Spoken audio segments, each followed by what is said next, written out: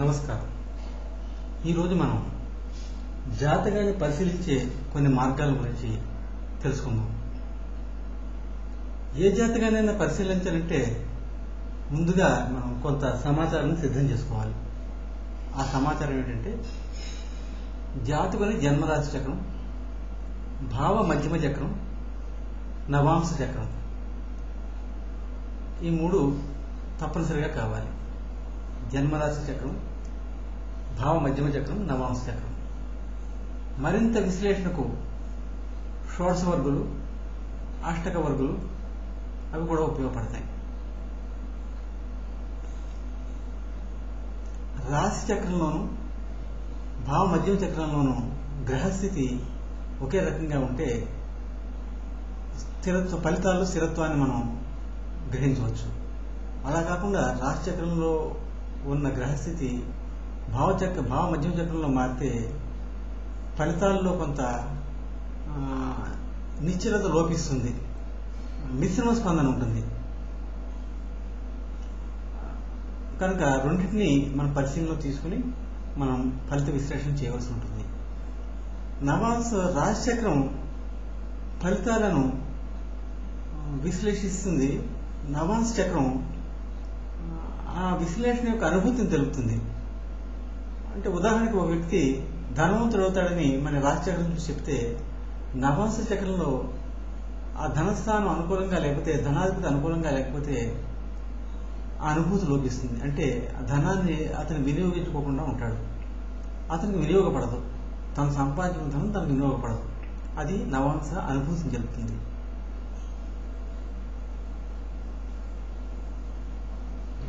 జాతకుని యొక్క రాశిచక్రంలో అతని జన్మలగ్నం ఏదైతే అక్కడి నుంచి పరిశీలిస్తాం. నేను ఇక్కడ మీకు మేష రాశి నుంచి మేషాన్ని లగ్నంగా తీసుకుని 1, 2, 3, 4, 5, 6 12 భావాలను సూచించడం జరిగింది. కానీ ఎవరి జన్మలగ్నం ఏదైతే అక్కడి నుంచి ఇప్పుడు సింహలగ్నం అనుకోండి, సింహలగ్నం నుంచి 1, 2, 3, 4, 5, 12 భావాలు చూసుకోవాల్సి ఉంటుంది. నేను కామన్గా అందరికీ పనికొచ్చేలాగా మేష లగ్నాన్ని జన్మలగ్నంగా సూచిస్తూ భావాలను వరుసగా 1, 2, 3, 4 భావాలు 12 భావాలను సూచించడం జరిగింది. అలాగే ఈ జన్మలగ్నం నుంచి పరిశీలించడం ఒక పద్ధతి. రెండవ పద్ధతి చంద్రరాశి నుండి కూడా, అంటే మనం రాశి చక్రంలో చంద్రుడు ఎక్కడున్నాడు ఆ చంద్ర స్థితి నుంచి కూడా 1, 2, 3, 4 భావాలని పరిశీలించడం అది కూడా ఒక పద్ధతి. ముఖ్యంగా మాత్రం మనం జన్మలగ్నాన్ని ప్రారంభ లగ్నంగా తీసుకుని అక్కడి నుంచి పరిశీలించడం జరుగుతుంది. తర్వాత ఒక రాశి చక్రాన్ని కాకుండా మనం తత్కాల గోచారాన్ని కూడా పరిశీలించాలి. రాశి చక్రంలో ఉన్న విషయాలని విశ్లేషించి సమాధానం చెప్తే ఒక్కొక్కసారి సరైన స్పందన రాదు నా పరిశీలనలో. దానికి గోచారం కూడా చూడవలసి ఉంటుంది. గోచారంలో ఆ రోజుకి గ్రహస్థితి ఎలా ఉందో, ఇప్పుడు జన్మరాశిలో అంటే అతని చంద్రరాశిలో వెనుక కానీ రాశిలో కానీ ముందు రాశిలో కానీ శని ఉంటే ఏళ్ళనాటి శని ప్రభావం అనేది ఉంటుందని, తర్వాత అతని జన్మరాశి చతుర్థంలో శని ఉంటే అర్ధాష్టమ శని అని, అష్టమంలో శని ఉంటే అష్టమ శని అని, ఆ కాలాలు కొంత జాతకుని ఇబ్బంది కలిగిస్తాయని మనం చెప్పడం జరుగుతూ ఉంటుంది. అటువంటిది. అలాగే గురుగ్రహం యొక్క స్థితి, ఇవి గోచారంలో కొన్ని శుభ ఫలితాలు ఉంటూ ఉంటాయి, కొన్ని అశుభ ఫలితాలు ఉంటూ ఉంటాయి. అవి కూడా ఈ జాతక చక్ర ఫలితాలతో కలిపి విశ్లేషించవలసి ఉంటుంది. రెండు కలిపి మనం చెప్పవలసింది. ఇది కాకుండా మూడవది, జాతకుని జన్మ సమయానికి ఉన్న గ్రహ దశాశేషం. పరాశర శాస్త్రం అనుసరించి గ్రహ దశాశేషం అంటే గ్రహాల యొక్క మహాదశ, అంతర్దశలు, వాటిని కూడా మనం పరిశీలనలోకి తీసుకోవాల్సింది. మనం ఎప్పుడైతే జాతకాన్ని పరిశీలిస్తున్నామో ఆ కాలం నాటువంటి మహాదశ ఏమిటి, దాని అంతర్దశలు ఏమిటి, అవి జాతకునికి ఉపయోగపడేవా, జాతకుని ఇబ్బంది పెట్టేవా అనేవి మనం గ్రహించి పరిశీలించవలసి ఉంటుంది. తర్వాత జాతకుని జీవితం ఎలా ఉంటుంది అని మనం గ్రహించడానికి ఇది రాశి చక్రం చాలు. జనరల్గా ఎలా ఉంటుందని చెప్పడానికి జీవితకాలంలో ఎలా ఉంటుంది. ఈ లగ్నం ఉంది, లగ్నాల్లో శుభగ్రహాలు ఉండడం, లగ్నాన్ని శుభగ్రహాలు చూస్తూ ఉండడం, లగ్నాధిపతి శుభస్థానంలో ఉండడం, ఇలాంటి జరిగినప్పుడు ఆ జాతకుడు జీవితం బాగుంటుంది, ఆనందమయంగా ఉంటుంది, మంచి ఆరోగ్యంతో ఉంటాడు, ధన సంపాదన అవి కలిగి ఉంటాడు అని మనం సాధారణ ఫలితంగా చెప్పవచ్చు.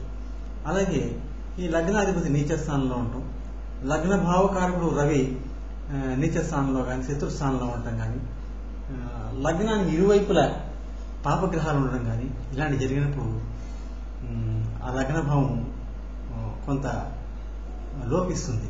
అంటే జాతకుడు అనారోగ్యంతో బాధపడటం, లేకపోతే అస్థిమితమైన మనస్తత్వంతో ఉండడం, ఏమీ చేయలేని వాడి చేతవానిగాడిగా ఉండిపోవడం, అనామకుడిగా బతకడం, ఇలాంటివన్నీ జరుగుతూ ఉంటాయి. ఆ జాతకుడు ఉచ్చలోకి వెళ్ళే జాతకం కాదని మనం ఒక లగ్నాన్ని బట్టి చెప్పేది. లగ్నాధిపతి అనుకూలంగా ఉంటే, లగ్న స్థానం అనుకూలంగా ఉంటే జాతకుడు జీవితం బాగుంటుంది అని ప్రాథమికంగా మనం విశ్లేషించవచ్చు.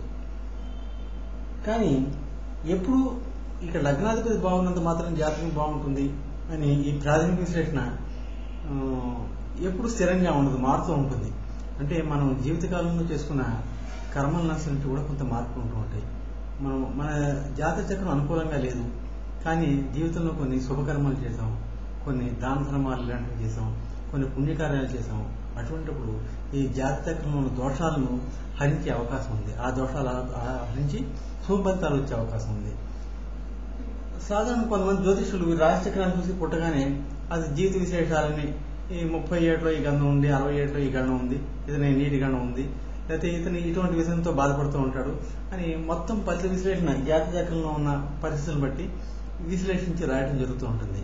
కానీ నిజ జీవితంలో కొన్ని ఫలితాలు అతను చెప్పినట్టుగా శుభం కానీ అశుభం కానీ జరగకుండా మారిపోయే అవకాశం ఉంది. ఎందుకు మారుతాయంటే ఇప్పుడు చెప్పుకున్నాం, అదే సత్కర్మలు, పుణ్యబలం ఇలాంటివి పెరిగినప్పుడు ఫలితాల్లో మార్పు ఉంటూ ఉంటుంది. ఏదైనా పాపకర్మలు చేశాడు అనుకోండి భవిష్యత్తులో, తెలుసో తెలియకో, అవి అతను అనుభవించేలాగా, ఆ పాప యొక్క స్థితిని అనుభవించేలాగా కర్మలు మారుతూ ఉంటాయి. అప్పుడు జ్యోతిష్యంలో అన్ని బాగున్నాయి కదా, గ్రహాలన్నీ శుభస్థానాలు ఉన్నాయి, లగ్నం బాగుంది, నా పంచమం బాగుంది, ద్వితీయం బాగుంది, దశమం బాగుంది, నేను ఎందుకు బాగుండట్లేదు, నా జీవితం ఎందుకు బాగుండట్లేదు అని జాతకుడు ప్రశ్నిస్తే సమాధానం చెప్పడానికి ఉండదు. మనం అటువంటి అన్ని శుభ ఫలితాలు ఇలాగే ఉన్నాయి, చాలా అద్భుతంగా ఉంటుందని రాసినప్పుడు కూడా కొన్ని వ్యతిరేక ఫలితాలు జీవన గమనంలో జరిగే శుభాశుభ మనం చేసే కర్మలు బట్టి ఫలితాల్లో కొంచెం మార్పు కూడా ఉంటూ ఉంటుంది. అందువల్ల సాధారణంగా ఎవరైనా జాతకుడు ఇబ్బందులు ఉన్నప్పుడు అతని జాతకాన్ని పరిశీలించి ఆనాటి గ్రహస్థితి, అప్పుడు గ్రహస్థితి ఎలా ఉంది, ఏ దశ నడుస్తుంది, అంతర్దశ ఏ నడుస్తుంది, ఆ దశ అంతర్దశ నాథులు ఏ స్థానాల్లో ఉన్నారు, వాటి వల్ల వచ్చే లాభం ఏమిటి, నష్టం ఏమిటి అని విశ్లేషించి అనుకూలత లేకపోతే, జాతకం అనుకూలత లేకపోతే, ఈ కారణాల వల్ల అనుకూలత లేదు, ఈ గ్రహాలకు శాంతి చేసుకోవాలి, ఈ ధర్మాలు చేయాలి, ఈ దానాలు చేయాలి అని జ్యోతిష్యుడు సూచించడం మంచి పని అవుతుంది. అలా కాకుండా అన్నీ బాగున్నప్పుడు కూడా జాతకుడు చూపించుకుంటే తర్వాత తను ఆచరించవలసిన శుభకార్యాలు ఏమిటి, ఏ సమయం శుభ సమయాలు అని కూడా జాతకుడు చెప్పగలుగుతూ ఉంటాడు, జ్యోతిష్యుడు చెప్పగలుగుతూ ఉంటాడు. తర్వాత పాపకర్మలు, మరి కొన్ని ప్రారంభ కర్మలు ఉన్నాయి, వాటిని పూర్తిగా ఏ జాతకుడు నిర్వీర్యం చేసుకుని హాయిగా ఉండటానికి అవకాశం ఉండదు. ప్రారంభ కర్మలు కొన్ని అనుభవించవలసి ఉంటుంది. అటువంటిప్పుడు ఎటువంటి మనం వాటి పరిహారాలను ఆచరించిన ఆ కర్మలు మనం వెంటాడి ఆ బాధపడుతూనే ఉంటాం. కానీ దానివల్ల లాభం ఏంటంటే, ఈ పరిహారాలు, ఈ జ్యోతిష జాతక సంబంధించిన, ఈ గ్రహ సంబంధించిన జపాలు, తపాలు, దానాలు చేయడం వల్ల అంటే భవిష్యత్తులో కొంత పుణ్యబలాన్ని మనం మూటకట్టుకోవడానికి, కొంత మనస్థిమితాన్ని పొందడానికి అవకాశం ఉంటుంది. రాబోయే ముందు కాలంలో కొంత సుఖమైన జీవితాన్ని గడపడానికి కూడా అవకాశం ఉంటుంది. ప్రస్తుత ప్రారంభ కర్మలు అనిపించడం తప్పదు. తర్వాత పుట్టినప్పుడే జాతకాన్ని జ్యోతిష్యుడు అంతా రాసేస్తే అవి ఆ కర్మలు జరగకపోతే జాతకం మీద నమ్మకం పోవడం కానీ, జ్యోతిష్యం మీద నమ్మకం పోవడం కానీ జరుగుతూ ఉంటుంది ఈ జీవికి. ఎందుకంటే ఫలితాలు మారుతాయి అన్న సంగతి అతను తెలియదు కాబట్టి ఇది ఇంతే అని జ్యోతిష్యుడు ఎవరైనా రాసుంటే అది అంత కాదు, భవిష్యత్తులో మారే అవకాశం ఉంది అని అతను తెలియక ఈ చెప్పిన జ్యోతిష్యమైనా తప్పవ్వాలి, లేకపోతే ఆ జాతకుడైనా తప్పవ్వాలి, చెప్పడమైనా తప్పవ్వాలని అనే భావనలో ఉండిపోతారు వ్యక్తులు. అది చాలా ప్రమాదం. నమ్మకాన్ని పోగొట్టుకోవడం, ఒక మంచితనం మీద నమ్మకాన్ని పోగొట్టుకోవడం, అది జ్యోతిష్యునికి ఈ జ్యోతిష విద్యకే ప్రమాదం. ఈ ఫల నిరూపణలో అంతర్దశలు దశలు చాలా ముఖ్య ప్రాముఖ్యత వహిస్తాయని చెప్పుకున్నాం కదా ఇప్పుడు. కానీ జాతకాన్ని విశ్లేషించే ముందు ఒకసారి ఈ జాతకుని ఆయుర్దాయం ఎలా ఉంటుంది, పూర్ణ ఆయుర్దాయం ఉందా లేదా అన్నది ముందు పరిశీలించుకోవాలి జ్యోతిష్యుడు. పూర్ణాయుద్ధం లేని వాళ్ళకి ఈ దశల్లో ఇవి జరుగుతాయి, ఈ మంచి జరుగుతుంది, ఈ దశలో మహాయోగం ఏర్పడుతుంది అని చెప్పడం వల్ల కూడా ఉపయోగం లేదు. అందువల్ల తన ఆయుర్దాయం ఎంత అన్నది కొంతవరకు జ్యోతిష్యుడు ఈ గ్రహస్థితిని బట్టి గ్రహించవలసి ఉంటుంది. ప్రతి లగ్నానికి ఏ జన్మ లగ్నం అయితే దానికి మారక గ్రహాలు ఏమిటి అనేది పరిశీలించాలి ముందర. కానీ ఈ మారక గ్రహాల వల్ల మారకం జరుగుతుంది అని, ఖచ్చితంగా మారకం జరుగుతుందని కూడా చెప్పలేము. ఎందువల్లంటే గ్రహం ఒక్కొక్కసారి మారకం కాకుండా మారకంతో సమానమైన కొన్ని ఇబ్బందులు కలిగిస్తూ ఉంటుంది.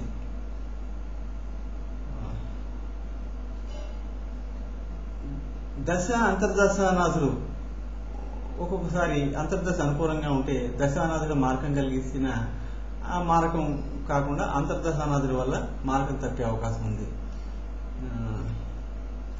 మారకంతో సమానమైన కష్టాలు ఏమిటంటే తీవ్రమైన గౌరవభంగం, చాలా అవమానాలు పడడం, సభ్య సమాజంలో జైలు శిక్షలు అనుభవించడం,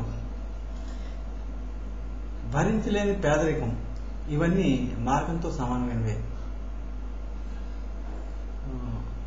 అలాంటి జరిగినప్పుడు ఆ వ్యక్తి బతుకున్నా చనిపోయినట్టే లెక్క అని చెప్పవలసి వస్తుంది.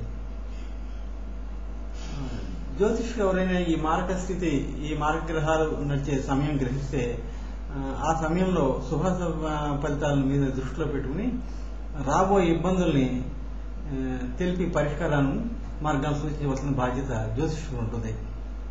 అంతేగాని మారక విషయాన్ని ఒక్కటే భూతత్వంలో చూపించి ఆ జాతకుని భయభ్రాంతం చేయడం సమంజసం కాదు. ఎందుకంటే జాతకంలో అవి తప్పే అవకాశాలు కూడా ఉన్నాయి.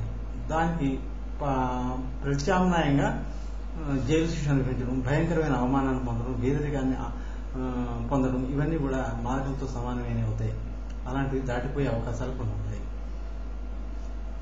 ఆయుష్కారకుడు శని బలంగా ఉంటే జాతకంలో శుభస్థానాల్లో ఉండి, ఉచ్చ స్థానాల్లో ఉండి, లేదా మిత్ర స్థానాల్లో ఉండి అనుకూలంగా ఉంటే జాతకునికి పూర్ణాయుధం అని మనం చెప్పచ్చు. పూర్తాయుర్దాయం అంటే ఈ రోజుల్లో 65-70 సంవత్సరాలు పూర్తాయుర్దాయం. ఆ తర్వాత అదృష్టం. కనీసం 65 సంవత్సరాలు జాతకుడు జీవిస్తే అది పూర్ణాయుధంగానే భావించవచ్చు. శని స్వక్షేత్రంలో ఉండడం కానీ, అంటే స్వక్షేత్రాలు శనికి మకరం, కుంభం. మిత్రక్షేత్రాల్లో ఉండడం కానీ, మిత్రక్షేత్రాలు వృషభం, మిథునం, కన్య, ఆ 3 మిత్రక్షేత్రాలు. ఉచ్చక్షేత్రంలో ఉచ్చ స్థానంలో ఎక్కడైనా ఉంటే, ఉచ్చస్థానం శనికి ఉచ్చస్థానం తులారాశిలో ఉండడం కానీ, లేకపోతే అష్టమ భావంలో ఉండడం కానీ, శని లగ్నానికి అష్టమ భావము, ఇది జన్మలగ్నం అనుకుంటే దీని అష్టమ భావంలో శని ఉంటే అప్పుడు పూర్ణాయుద్ధం అని మనం చెప్పవచ్చు. కారకుడు ఆ భావంలో ఉంటే శని ఆయుర్దాన్ని పూర్ణంగా ఉందని మనం చెప్పచ్చు, ఆలోచించవచ్చు. శని నీచ స్థానంలో అంటే మేషంలో ఉండడం కానీ అది నీచ స్థానం. శత్రుక్షేత్రాల్లో ఉంటాం. శత్రుక్షేత్రాలు దానికి ఏమిటి? శనికి కర్కాటకం, సింహం, వృశ్చికం, ఈ 3 శత్రుక్షేత్రాలు. లేదా శత్రుగ్రహాలతో కలిసి ఉన్నప్పుడు, శత్రుగ్రహాలు శనికి ఏమిటి? చంద్రుడు, రవి, కుజుడు, ఈ 3 శత్రుగ్రహాలు.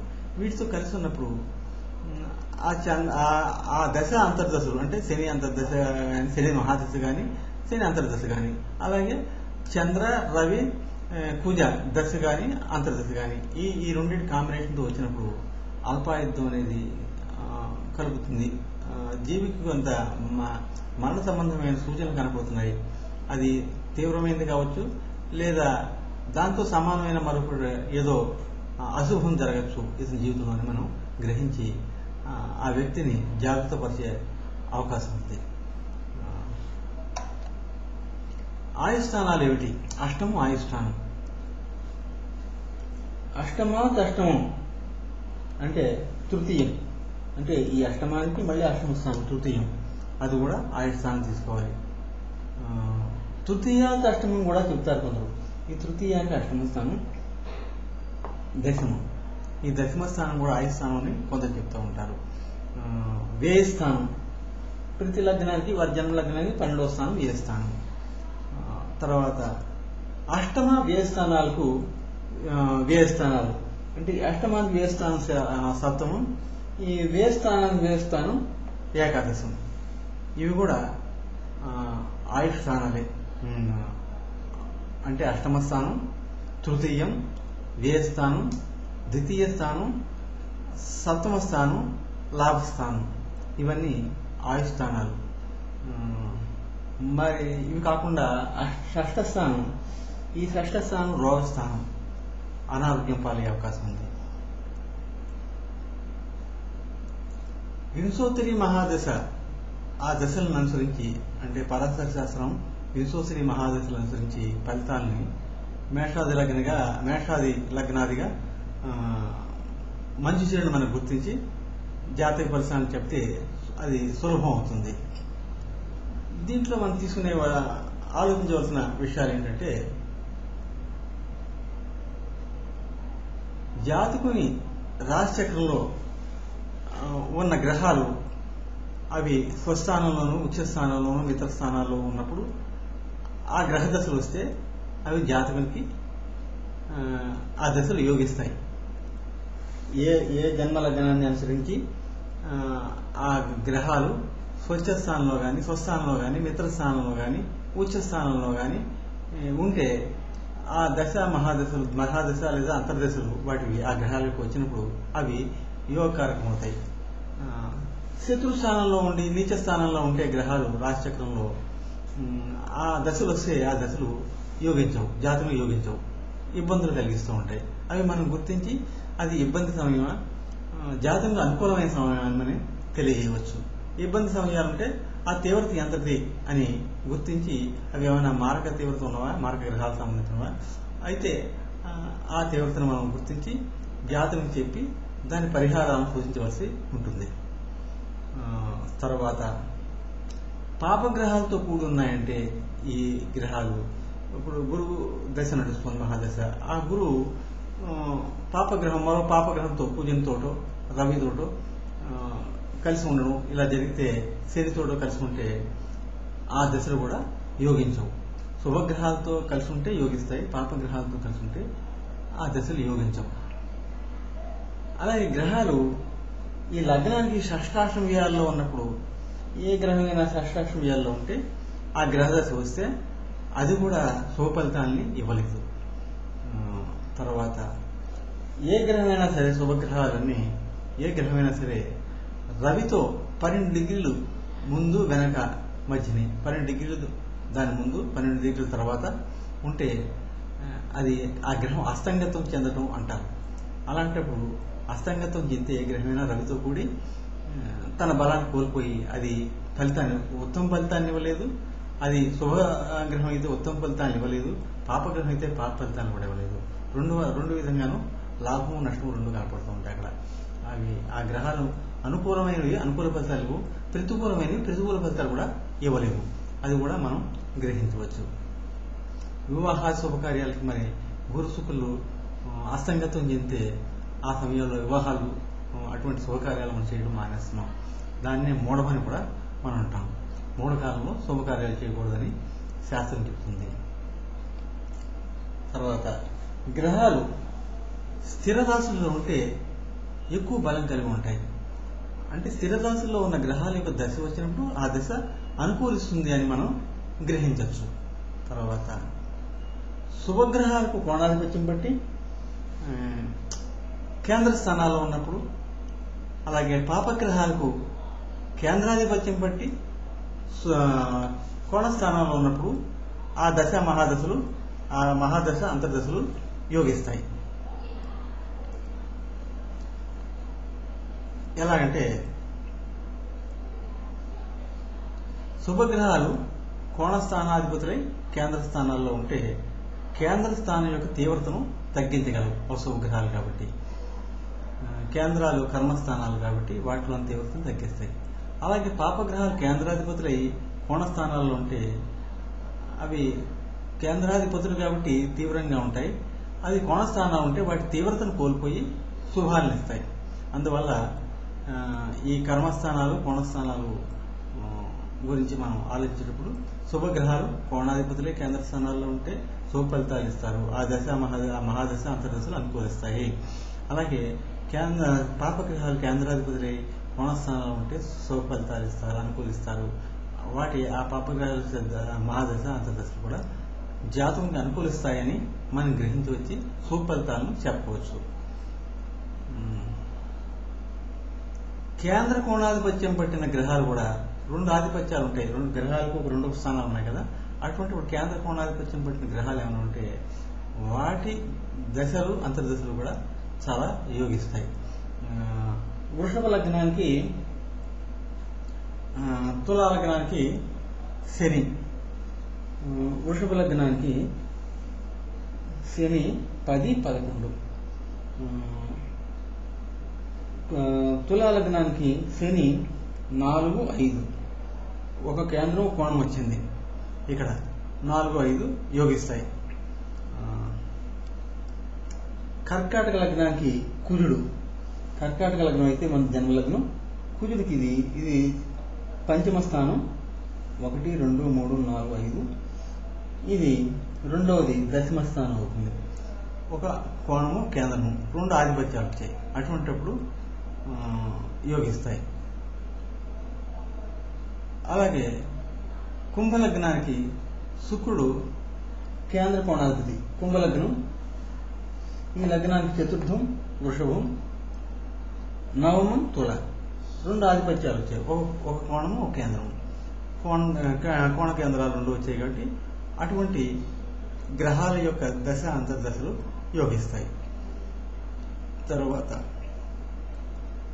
వృద్ధి చంద్రునితో కలిసిన శుభగ్రహాలు కూడా బలం కలిగి ఉంటాయి. వృద్ధి చంద్రుడు అంటే శుక్ల ఏకాదశి నుండి, అంటే అమావాస్య తర్వాత వచ్చే ఏకాదశి నుండి తర్వాత పౌర్ణమి నుండి కంటిన్యూగా బహుళ పంచమి వరకు, పౌర్ణమి దాటిన తర్వాత బహుళ పంచమి వరకు ఈ మధ్యలో ఉన్న చంద్రుడు పూర్ణచంద్రుడు పూర్తి శివుడు అని చెప్తారు. శుక్ల ఏకాదశి నుండి బహుళ పంచమి వరకు ఉన్న చంద్రుడితో కలిసి ఉన్న శుభగ్రహాలు యోగిస్తాయి. బహుళ షష్ఠి నుండి పంచమ తర్వాత షష్ఠి నుండి తిరిగి బహుళ దశం వరకు మధ్యం బలాన్ని కలిగి ఉంటాయి. ఆ తర్వాత యోగించవు. అమావాస్య ఛాయలు ఉన్న చంద్రునితో శుభగ్రహాలు కలిసి ఉంటే అవి యోగించవు. తర్వాత ఇది కూడా మనం దృష్టిలో పెట్టుకోవాలి. పరిశీలించేప్పుడు చంద్రుని స్థితి ఏమిటి, చంద్రుడు పూర్ణచంద్రుడా కాదా, లేకపోతే చంద్రుడు అమావాస్య ఛాయలతో ఉన్నాడా అనేది గ్రహించి మనం ఫలితాన్ని నిర్ణయించవలసి వస్తుంది. ఆ చంద్రుడితో కలిసి ఉన్న శుభగ్రహాలు కానీ ఆ చంద్రుడు కానీ దశలు అంతర్దశలు వచ్చినప్పుడు అవి యోగిస్తాయా లేదా అని మనం ఆ చంద్ర స్థితిని బట్టి ఆ చంద్రుడితో ఉన్న గ్రహాల యొక్క దశ అంతర్దశలను కూడా మనం విశ్లేషించి సరైన సమాధానం జాతకునికి చెప్పవచ్చు. తర్వాత కుజ, బుధ, గురు, శుక్ర, శనులు ఈ 5 గ్రహాలు వక్రం కలిగి ఉంటూ ఉంటాయి. అంటే వెనక్కి తిరగడం అనేది జరుగుతూ ఉంటుంది. జ్యోతిష పరిభాషలో కుజ, బుధ, గురు, శుక్ర, శనులు వక్రించినప్పుడు వక్ర రాశిలో ఎక్కువ కాలం ఉంటూ ఉంటారు. ఏదైనా ఒక గ్రహం, ఇప్పుడు శని గ్రహం ఉంది, ఒక్కొక్క రాశిలో 2.5 సంవత్సరాలు ఉంటుంది. అది వక్రిస్తే 3 సంవత్సరాలు 3.5 సంవత్సరాలు కూడా ఉండటం జరుగుతూ ఉంటుంది. అంటే వెనక్కి నడుస్తూ ఉంటుంది. మళ్ళీ కొంతకాలం వెనక్కి నుంచి మళ్ళీ ముందుకు వెళ్తుంది. వెనక్కి నుంచి మళ్ళీ ముందుకు వెళ్ళటం వల్ల ఆ 2.5 సంవత్సరాలు కాకుండా అధికంగా ఉండవలసి వస్తుంది. అలాగే కుజుడు మామూలుగా ఒక రాశిలో 45 రోజులు ఉంటాడు. మరి అదే కుజుడు వక్రిస్తే 45 రోజులు, 60 రోజులు, 65 రోజులు, 70 రోజులు కూడా జరిగే అవకాశం ఉంది వక్రించినప్పుడు. అలాగా కొంతకాలం మారే అవకాశం ఉంది. అలా వక్రించిన గ్రహాల ఫలితాలు ఎక్కువగా ఉంటాయి. ఆ ఎక్కువ తక్కువ అనేది అది లాభమా నష్టమా, శుభమా అశుభమా అంటే ఆ గ్రహాల శుభ అశుభ స్థితిని బట్టి మనం చెప్పాలంటుంది. ఆ గ్రహం మనకి పాపగ్రహం అయ్యి లేకపోతే మార్గగ్రహం అయి ఉంటే అటువంటి స్థితి ఆ మార్గాన్ని, ఆ పాపాన్ని ఎక్కువ చేస్తుంది, ఆ పాప ఫలితాన్ని ఎక్కువ చేస్తుంది. శుభగ్రహం అయితే శుభ ఫలితాన్ని ఇచ్చేది, ఆ శుభం కూడా ఎక్కువ అవుతుంది. శుభస్థితులు శుభ అశుభ స్థితులు ఆ గ్రహం వక్రాన్ని బట్టి ఎక్కువ అవుతూ ఉంటాయి. ఇది కూడా మనం పరిశీలించి సమాధానం చెప్పవలసి ఉంటుంది. అలాగే నీచపట్టిన గ్రహం వక్రిస్తే శుభ ఫలితం కలుగుతుందని చెప్తారు. అంటే ఏదైనా గ్రహం వక్రించడం అంటే వెనక్కి వెళ్ళిపోవడం, వెనక్కి జరుగుతూ ఉన్నట్టున్నాం. అంటే అది నీచపట్టిన గ్రహం వెనక్కి జరుగుతుంటే మళ్ళీ శుభ స్థానం వైపు వెళ్ళిపోతుంది కాబట్టి అది అనుకూలిస్తుంది అని ఫలితాలు చెప్తూ ఉంటారు. నీచపట్టిన గ్రహం వక్రీకరిస్తే అది తిరిగి మామూలు స్థానానికి వెళ్ళిపోతుంది కాబట్టి అది శుభ ఫలితాన్ని ఇస్తుంది అని చెప్తారు. ఉచ్చయంలో ఉన్న గ్రహం వక్రిస్తే అశుభ ఫలితం ఇస్తుంది అంటారు. ఆ ఉచ్చలో ఉన్న గ్రహం కూడా వెనక్కి వెళ్ళిపోతే ఆ ఉచ్చను వదిలిపెట్టి వెనక్కి వెళ్తుంది కాబట్టి అది అశుభం ఇస్తుందని, దాని ఫలితం కొంత ఇబ్బంది కలిగిస్తుందని చెప్పవచ్చు. అదొక భావన. వర్గోత్తమం పొందిన గ్రహాలు అధిక బలం కలిగి ఉంటాయి. వర్గోత్తమం పొందిన బల గ్రహాలు ఏమైనా ఉంటే ఆ గ్రహాల యొక్క దశ అంతర్దశలు అనుకూలించి జాతకునికి యోగిస్తాయి. వర్గోత్తమం అంటే రాశి చక్రంలోనూ ఇప్పుడు మేష రాశిలో కుజుడు ఉన్నాడు అనుకుందాం. నవాంశలో కూడా కుజుడు మేష రాశిలోనే ఉంటే అది వర్గోత్తమం పొందడం అంటారు, అనబడుతుంది. ఇలా వర్గోత్తమం జరిగిన గ్రహాలు ఏమైనా ఉంటే అవి ఎక్కువ యోగిస్తాయి. వాటి గ్రహ దశ అంతర్దశలు వచ్చినప్పుడు బాగా యోగిస్తాయి, మంచి ఫలితాలు ఇస్తాయని మనం చెప్పచ్చు. అలాగే రాశి చక్రంలో కొన్ని గ్రహాలు ఆ రాశి అంతంలో ఉంటుంటాయి. 29వ డిగ్రీ, 28వ డిగ్రీ. జన్మలగ్నం మొదట్లో ఉండొచ్చు, మధ్యలో ఉండొచ్చు. అలాగే ఈ భావ మధ్య చక్రం వేసినప్పుడు ఈ రాశి అంతంలో ఉన్న గ్రహాలు తర్వాత రాశిలోకి మారటం జరుగుతూ ఉంటుంది. అప్పుడు ఫలితాలు జన్మలగ్నంలో ఉన్న ఫలితం ఒకటి చెప్తాం, ద్వితీయంలో స్థానంలో వెళ్ళిపోతే మరొక ఫలితం చెప్తాం, ఏ స్థానంలో వెనక్కి వెళితే మరొక ఫలితం చెప్తాం. ఫలితాల్లో మార్పులు వస్తూ ఉంటాయి. దాన్ని భావ మధ్య ఫలితాన్ని ఎక్కువ ప్రామాణికంగా తీసుకుని చెప్పడం జరుగుతూ ఉంటుంది. రాశి చక్రం కన్నా భావ మధ్య చక్రానికి ఎక్కువ ప్రామాణికం ఉందని చెప్తారు జ్యోతిష పండితులు.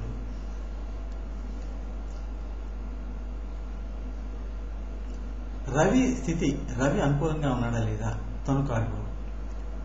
నవమ భావ గ్రహం, 9వ భావం గ్రహం, రవి స్థితి ఒకటి చూసుకోవాలి.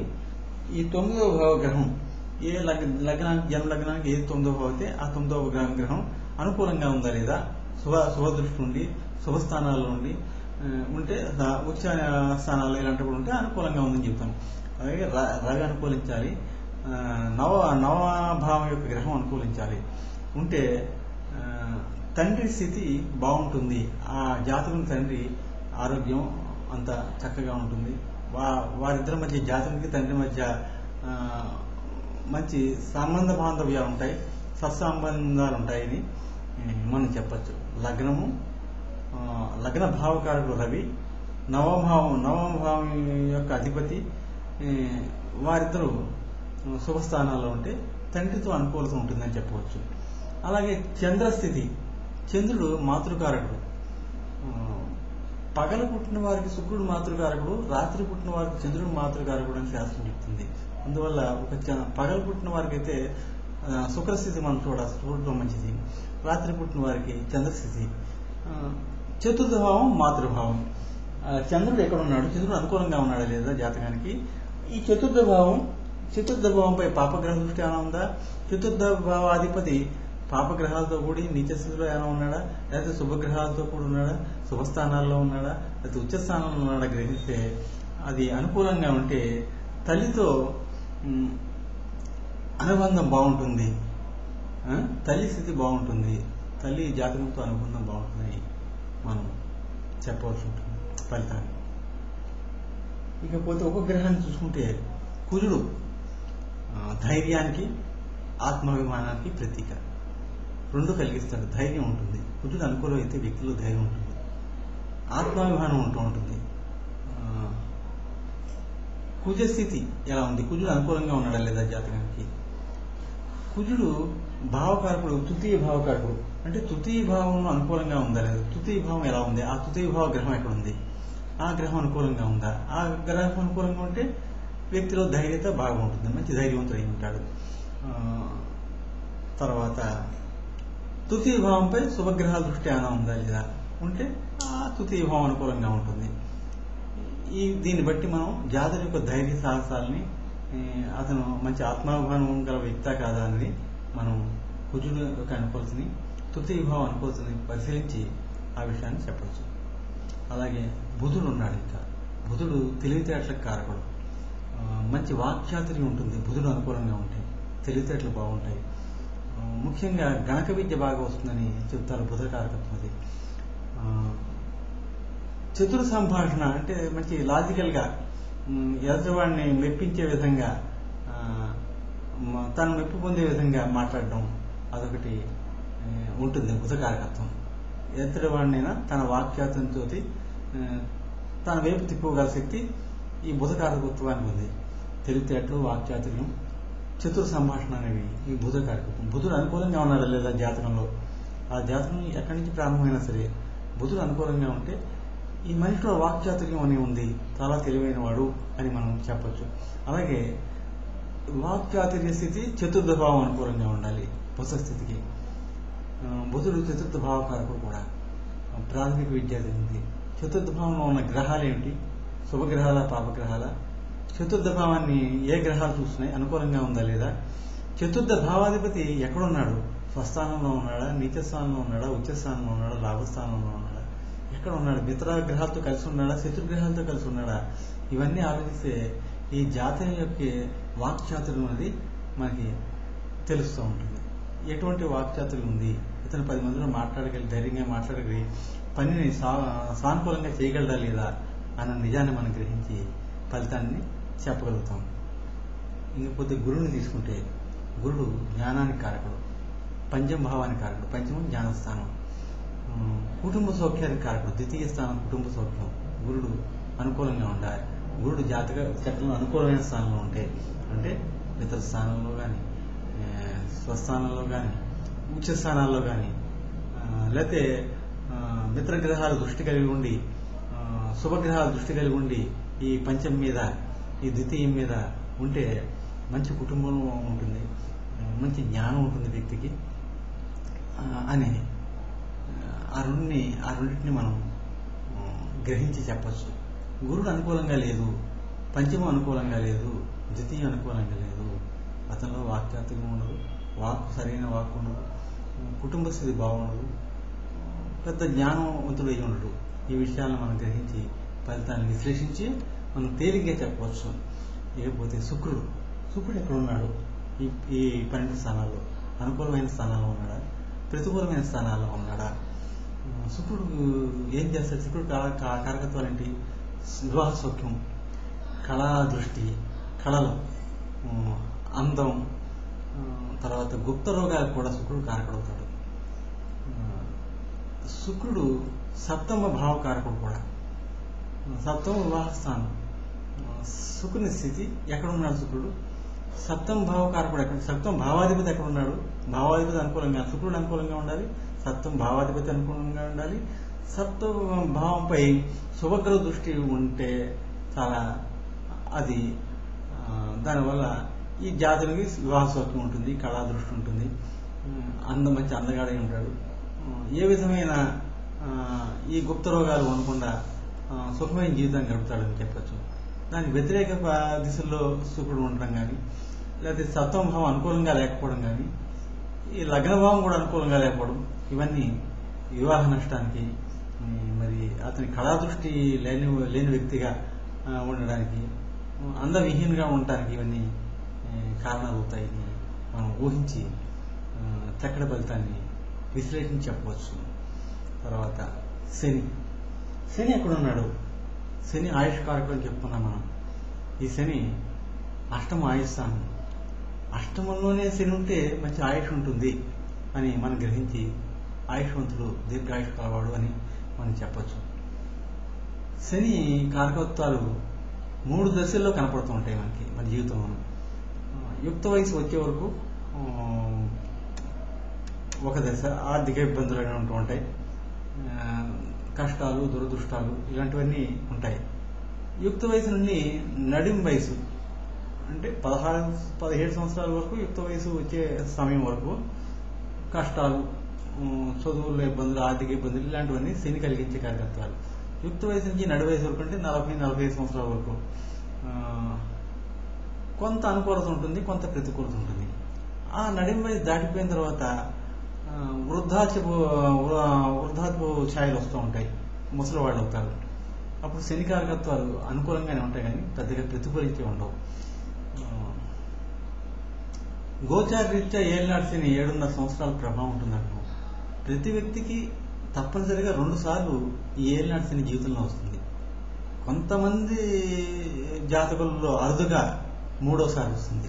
అంటే పుట్టిన వెంటనే శని మహాదశతో పుట్టుంటే ఆ వ్యక్తి 7.5 సంవత్సరాల కల్లా 7 సంవత్సరాల్లోగానే ఆ మహాదశ కంప్లీట్ అయిపోయి తిరిగి మళ్ళీ 30 సంవత్సరాలకి 34-35 సంవత్సరాల వయసు ఉన్నప్పుడు తిరిగి మళ్ళీ ఈ ఏళ్ళనాటి శని ప్రభావం ప్రారంభం అవడం, మళ్ళీ 7.5 సంవత్సరాలు ఉండటం, తర్వాత మళ్ళీ 30 సంవత్సరాలకి అంటే 65 సంవత్సరాల వయసులో మళ్ళీ 3వ సారి రావడం అరుదుగా జరుగుతూ ఉంటుంది. కానీ సాధారణంగా ప్రతి వ్యక్తి జీవితంలో 2 సార్లు ఏళ్ళనాటి శని వస్తూ ఉంటుంది. ప్రాథమికంగా విద్యాభ్యాసం ముగిసేలోగా ఒకసారి, లేదా ఉద్యోగం ప్రయత్నాల్లో ఉన్న లోగా విద్యాభ్యాసం ముగిసి ఉద్యోగ ప్రయత్నాలు జరుగుతున్నలోగా ఒకసారి రావడం, రెండవసారి జీవిత చరమాంకంలో రావడం జరుగుతూ ఉంటుంది. మొదటిసారి వచ్చినప్పుడు ఏళ్ళనాటి శని చాలా తీవ్రతగా ఉంటుంది. దానివల్ల విద్యార్థులకైతే విద్యాకాలం పాడవడం, సరైన రిజల్ట్స్ రాకపోవడం, ఉత్తీర్ణతలో లోపాలు, మార్కుల్లో లోపాలు, కష్టపడ్డ దాని ఫలితం తక్కువగా ఉండడం, శ్రమ ఎక్కువ ఫలితం తక్కువ, విద్యాలోపం దెబ్బతింటే తర్వాత భవిష్యత్ అంతా నాశనమైనట్టే కదా, సరైన ఉద్యోగాన్ని పొందలేడు, జీవితం అంతా ఏదో చిన్న ఉద్యోగాలతో సర్దుకోవాల్సి వస్తూ ఉంటుంది. అందువల్ల విద్యార్థిగా ఉన్న సమయంలో ఈ ఏళ్ళనాటి శని ప్రభావం తీవ్రంగా ఉంటూ ఉంటుంది. రెండోసారి ఉద్యోగం ప్రయత్నాల్లో ఉన్నాడు, లేదా ఉద్యోగంలో ఉన్నాడు, అటువంటిప్పుడు కూడా ఏళ్ళనాటి శని చాలా తీవ్ర ప్రభావం కలిగి అది ఉద్యోగ నష్టానికి కారణమవుతూ ఉంటుంది. అయితే ఉద్యోగం దొరకపోవడం, ఎంత ప్రయత్నం చేసినా విఫలమైపోతూ ఉంటాం, చాలా బాధపడి జీవితం మీద విరక్తి కలిగించేలా చేస్తాడు ఆ సమయంలో.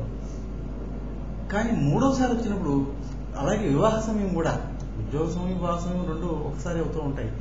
ఆ వివాహ సమయంలో ఏళ్ళనాటి శని ఉంటే సరైన భాగస్వామి లభించకపోవడం, దానివల్ల ఆ వివాహ వ్యవస్థలో కొన్ని కష్టాలు పడడం, ఇవి కూడా జరుగుతూ ఉంటాయి. దానివల్ల కూడా చాలా దోషాలు ఉంటూ ఉంటాయి. జీవితం మీద విరక్తి కలిగిస్తూ ఉంటుంది. ఎందుకు వివాహం చేసుకున్నాం, ఎందుకు ఉద్యోగం దొరకట్లేదు, ఎందుకు చదువుంతా ఏమైంది, ఇలాంటివన్నీ కలిగి మనిషి నిరాశలో పడిపోతూ ఉంటాడు. ఇంకా జీవితం తను తాలించేస్తే వదిలిపోతుందేమో అన్న నిర్ణయానికి కూడా దిగిపోయే పరిస్థితి వస్తూ ఉంటుంది ఏళ్ళనాటి శని కాలంలో. జాతక చక్రంలో శని అనుకూలించకుండా ఉన్నప్పుడు ఏళ్ళనాటి శని వస్తే గోచారరీత్యా దాని ప్రభావం చాలా తీవ్రంగా ఉంటుంది. అలా కాకుండా జాతక చక్రంలో శని శుభుడై శుభస్థానాల్లో ఉండి ఉచ్చ స్థానాల్లో ఉండి జాతకునికి అనుకూలించేవాడైతే ఈ ఏళ్ళనాటి ప్రభావం కొంత తక్కువగా ఉంటుంది, అయినప్పటికీ చూపిస్తుంది కొంత తక్కువ, మరీ ఎక్కువ ఇబ్బంది కలిగించుకుంటా.